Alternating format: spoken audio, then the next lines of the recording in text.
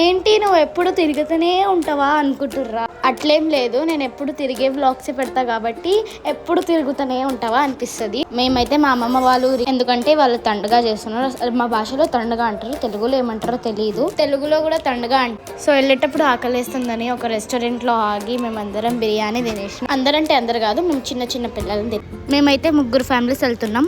మేము, పిన్ని వాళ్ళు, ఇంకా అత్త వాళ్ళు. మేము ఆల్రెడీ కొంచెం రైస్ ప్యాక్ చేసుకున్నాం, దారి మధ్యలో ఆకలేస్తే తినడానికి. కాబట్టి మమ్మీకి ఆకలేస్తే తినేసింది. మేమైతే ఎంజాయ్ చేస్తూ గాసిప్స్ చెప్పుకుంటూ వెళ్ళిపోయినాం. ఊరు రాకముందు ఒక బ్రిడ్జ్ ఉంటుంది. కరెక్ట్ మేము వచ్చే టైంకి సన్సెట్ కూడా అయింది.